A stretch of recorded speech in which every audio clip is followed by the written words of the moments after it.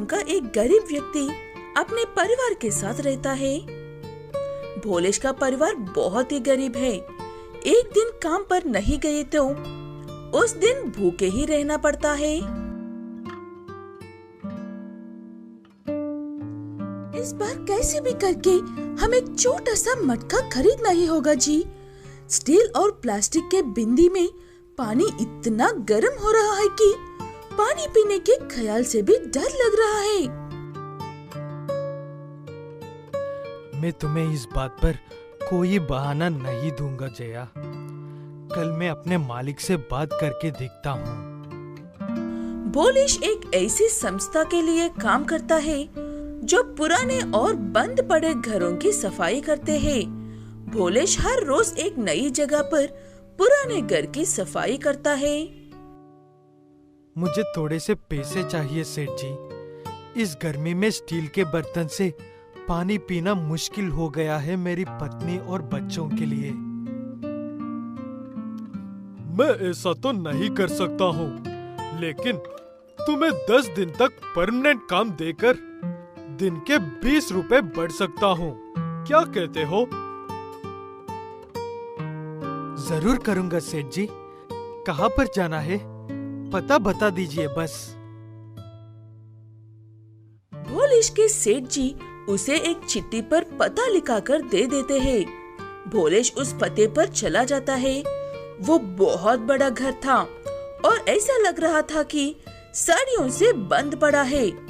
उस घर में एक भी आधुनिक चीज नहीं थी।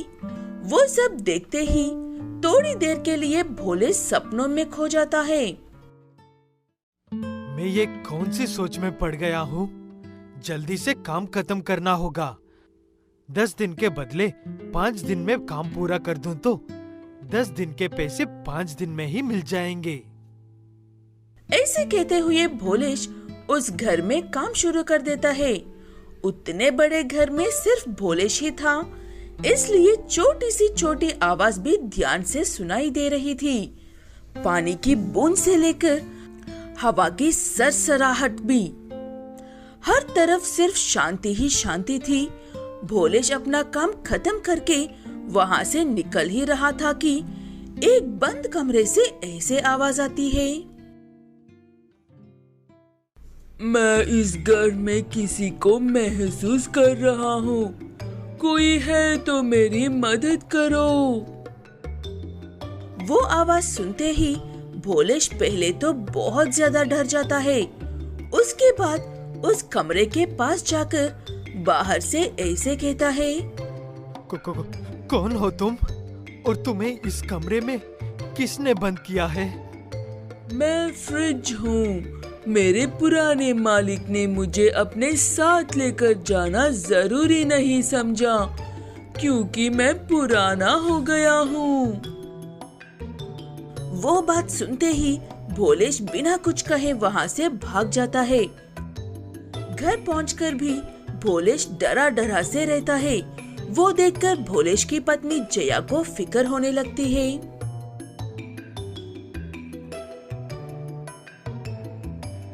क्या बात है? आपका चेहरा क्यों लटका हुआ है? सब ठीक तो है ना? या फिर इस मटके की बात को लेकर परेशान हो रहा हो? तब भोलेश अपनी पत्नी को सारी बात बताता है, कैसे उसे नया काम मिला और उस काम की जगह पर क्या क्या हुआ।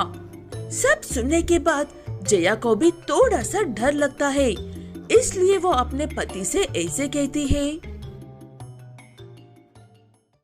शायद वो सेठ तुम्हें जानबूझकर वहाँ पर भेज रहा है। सबने डरकर मना कर दिया होगा और आखिर में तुम ही मिले होगे।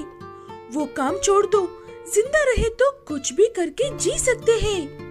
नहीं जया, मैं इस काम को नहीं छोड़ सकता हूँ। जिंदगी में पहली बार इतने पैसे कमाने का मौका मिला है। कुछ भी हो जाए, उस मौके को हाथ से नहीं जाने दूंगा। ऐसे कहते हुए भोलेश उस कमरे से दूर रहकर सारे घर की सफाई कर लेता है। 5वां दिन और उस कमरे की सफाई करनी थी। भोलेश हिम्मत जुटाकर उस कमरे में जाता है और फटाफट सफाई करके बाहर आ रहा होता है। तभी वो फ्रिज बोलने लगती है, मैं इस घर में किसी को महसूस कर रहा हूँ। कोई है तो मेरी मदद करो। वो आवाज सुनते ही भोलेश वहीं बेहोश हो जाता है। आंख खोलकर देखा तो वो अपने घर में था।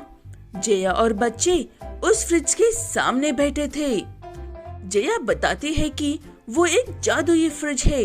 हर बार खोलने पर कुछ ना कुछ खाने के लिए निकलता रहता है और भोलेश को घर लेकर आने वाली भी वही फ्रिज है।